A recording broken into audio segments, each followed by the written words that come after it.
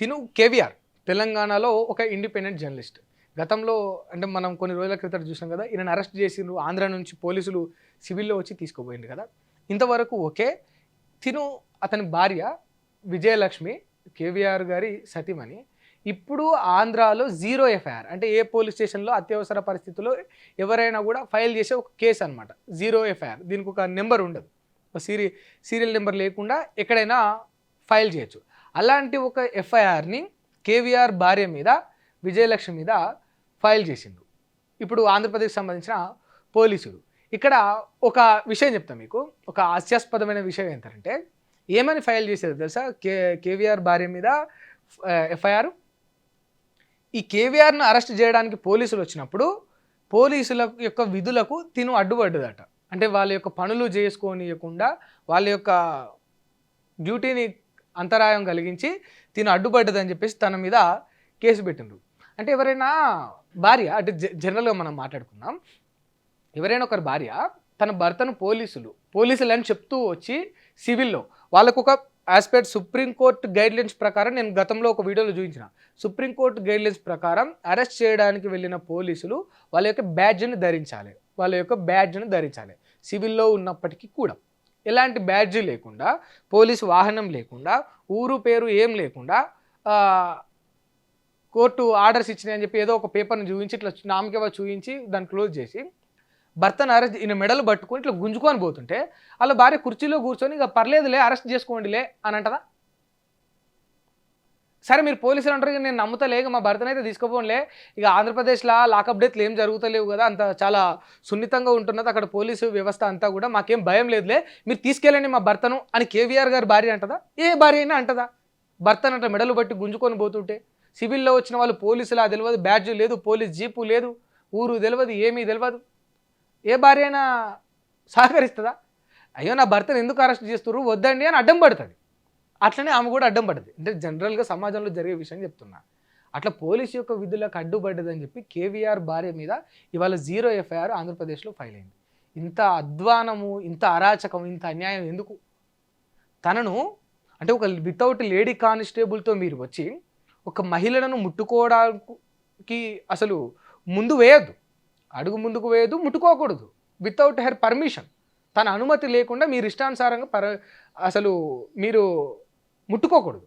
అట్లాంటిది ముట్టుకోరాని చోట ముట్టుకొని అడ్డగోలుగా అధ్వానంగా ఏదో గొర్రెలనో ఇంకో దాన్నో ఈడ్చినట్టు మనుషుల్ని ఈడ్చి తన భార్య మీద మీరు అంటే దురుసుగా ప్రవర్తించిందే కాక తన మొబైల్ని పోలీసులు ఎత్తుకొని పోయాడు. ఈ పోలీసులు అరెస్ట్ చేయడానికి వచ్చినప్పుడు ఈ మొబైల్ భర్త చేతిలో ఉందట. వాళ్ళ భర్త చేతిలో ఉంటే ఆయన చేతిలో ఉంది కదా, నీ మొబైల్ అయినా సరే మేము పట్టించుకోమని చెప్పి తీసుకొని పోయారు. వితౌట్ హెర్ పర్మిషన్ తన మొబైల్ని తీసుకెళ్ళిందే కాక, తన పట్ల అన్యాయంగా ప్రవర్తించిందే కాక, తన మీద ఇప్పుడు జీరో ఎఫ్ఐఆర్ ఫైల్ చేశారు. అంటే నిజంగా అంటే ఎటు పోతా ఉంది ఆంధ్రప్రదేశ్ పోలీసు వ్యవస్థ, దేని మీద ఎక్కువ ఫోకస్ పెడుతుంది అనేది ఒక సందేహం. సరే మనం ఫస్ట్ అసలు ఈ విషయం వాళ్ళకి తెలుసా లేదా మరి వాళ్ళతో మాట్లాడే ప్రయత్నం చేద్దాం విజయలక్ష్మి గారితో.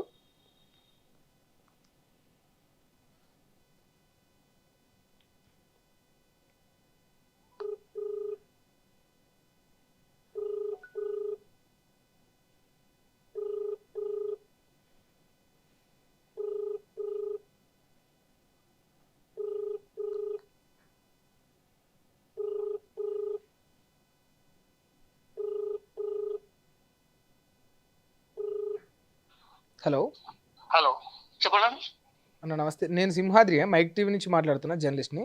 ఓకే, అదే జీరో ఎఫ్ఐఆర్ ఫైల్ చేసినట్టున్నారు కదా, అవును. దానికి సంబంధించి ఇన్ఫర్మేషన్ ఏమైనా ఇచ్చిరా మీకు? మాకైతే ఏమి ఇన్ఫర్మేషన్ ఇవ్వలే, జస్ట్ ఫైల్ అయింది ఇక్కడ అది ఉంటుంది అని చెప్పారు అనమాట. ఏమని ఎంక్వైరీ ఉంటుంది అని చెప్పారు. ఓకే, ఉన్నారా విజయలక్ష్మి ఉన్నారా? ఇంటి దగ్గర ఉన్నారు అనుకుంటాను. అవునా, సరే ఓకే. అంటే మిమ్మల్ని ఏమన్నా పోలీస్ స్టేషన్కి ఏమన్నా రమ్మని చెప్పిండ్రా? ఎంక్వైరీ రమ్మని చెప్తారంట. ఇంకా వాళ్ళు ఇంకా ఏం అంటే వాళ్ళు ఏంటంటే వాళ్ళ ప్రపోజర్ ఇక్కడ కేసు పెట్టారు కదా, అరెస్ట్మెంట్ కేసు, అది విత్డ్రా చేసుకోండి, అట్లయితేనే వదిలేస్తాం అన్నట్టు మాట్లాడు. ఓకే, ఇప్పుడు పోలీసులు దురుసుగా ప్రవర్తించారు ఆ రోజు రాత్రి అని మీరు ఫైల్ చేసారు కేసు. ఫైల్ చేసాం. ఆ కేసును విత్డ్రా చేసుకుంటే ఇప్పుడు తిన మీద పెట్టిన జీరో ఎఫ్ఐఆర్ ని విత్డ్రా చేసుకుంటామని రిటర్న్ లో చెప్తున్నారా? ఓకే, అవును. ఓకే. సరే అండి. అలా అని పెట్టారనమాట.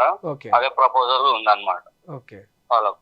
ఓకే వాళ్ళేంటంటే ఇది ఒకవేళ విత్డ్రా చేసేసుకుంటే ఉమ్, అక్కడ బావని ఉమ్, ఏదన్నా చేయనికే వీలవుతుంది అని చెప్పి అట్లా చేస్తున్నారు. ఓకే ఓకే ఆ, ఓకే ఓకే ఆయన ఇక జర ఆయన మీద ఏమైనా హార్ష్గా వాళ్ళు అనుకున్నది చేయాలంటే ఇక్కడ కేసు ఉండొద్దు. కేసు ఉండొద్దు. సో ఈ కేసు తీయించడానికి కావాలని విజయలక్ష్మి గారి మీద ఆడ కేసు పెట్టి.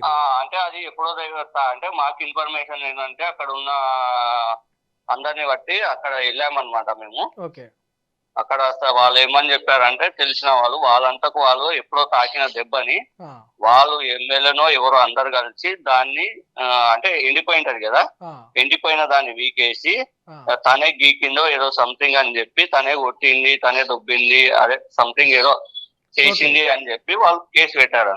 గతంలో వాళ్ళకి ఏదో చిన్న గాయం అయితే దాన్ని ఇప్పుడు వాళ్ళు మళ్ళీ దాన్ని రెచ్చగొట్టుకొని తను గీకడం వల్ల అయింది దాడి రిటర్న్ దాడి చేసినట్టు పెట్టుకో చేసినందుకే మేము అట్లా ప్రవర్తించాము అది అని చెప్పి చెప్పారనమాట. ఓకే యాక్చువల్లీ వాళ్ళే మెట్లకొంటి నుంచి అక్కడ దొబ్బేసారు కూడా, ఇంటికి తీసుకెళ్తుంటే ఆగన్ సార్ అంటుంటే కూడా దొబ్బేశారు అనమాట. గోడకు తాకడము, మెట్లు ఇక్కడ ఇట్లా కాలు ఇట్లా అవ్వడము బాగానే దొబ్బారంట. అది ఇప్పుడు చెప్తుంది మాకు. ఓకే ఓకే మీరేమైతారే? నేను తమ్ముడిని అవుతాను. మీరు తమ్ముడా? ఓకే ఓకే ఇప్పుడు లేరా తన అందుబాటులో లేరా? లేదు, నేను ఇక్కడ పక్కనే రూమ్ లో ఉంటాను, అక్క రూమ్ లో. ఓకే ఓకే సరే థ్యాంక్ యూ. చూసారు కదా, అంటే ఇది ఇంత అధ్వానం చూడండి. అయితే ఆ రోజు రాత్రి ఏం జరిగిందంటే తన పట్ల మిస్బిహేవ్ చేశారు పోలీసులు. వాస్తవానికి ఆబ్వియస్గా 100% మిస్బిహేవియర్. అంటే ఒక మహిళను ఇంకో మహిళా కానిస్టేబుల్ పట్టుకుంటారు. ఎందుకనంటే అక్కడ ఒక తోపులాట జరుగుతూ ఉంది కదా, తన భర్త తీసుకెళ్ళిన అడ్డుపడుతూ ఉన్నది. సరే మీరు మ్యాక్సిమం తనను తప్పించుకోవడానికి ప్రయత్నించాలి, కానీ అడ్డగోలుగా అధ్వానంగా తనని పట్టి గుంజేసిందే కాక తన ఫోన్ కూడా లాక్కొని పోయిండ్రు. సరే వితౌట్ మై పర్మిషన్ నేను వద్దన్నా కూడా నా ఫోన్ లాక్కొని పోయిండ్రు, నా ఫోన్ని పోలీసులు దొంగలించారు అని రుబాబుగా అండ్ తన పట్ల మిస్బిహేవ్ చేశారని తను కేసు పెట్టింది. ఇప్పుడు ఆ కేసు విత్డ్రా చేసుకోవాలి. ఆ కేసు విత్డ్రా చేసుకుంటేనే నీ పైన ఫైల్ అయిన 0 FIRని కూడా మేము తొలగిస్తాం అని చెప్పి కావాలని ఇరకాటంలో పెట్టడానికి ఎంత కుట్ర బనిండ్రో చూడండిగా. ఇప్పుడు చెప్తా ఉన్నాను, నాకు కూడా తెలియదు అసలు దీని వెనక ఇంత కథ జరిగిందని. అంటే మీ కాన్సన్ట్రేషన్ అంటే ఎందుకు ఈ ఆడబిడ్డల మీద, అమాయకుల మీద, తెలంగాణ బిడ్డల మీద ఎందుకు? నేనేమంటున్నా, ఆంధ్రప్రదేశ్లో చాలా సమస్యలు ఉన్నాయి, దాని మీద పెట్టండి ఫోకస్. ఒక వ్యక్తి ప్రభుత్వాన్ని ప్రశ్నిస్తే ఇట్లా నోళ్ళు మూయించడానికి మీరు 100 రకాల మార్గాలు ఉంటాయి, కానీ ఇంత ఆడబిడ్డల మీద కూడా కేసులు పెట్టి ఇంత అన్యాయంగా ప్రవర్తించడం అంటే ఏ చట్టంలో ఉంది, ఏ రాజ్యాంగంలో ఉంది, ఏ ప్రభుత్వం చెప్తా ఉంది ఇట్లా చేయమని?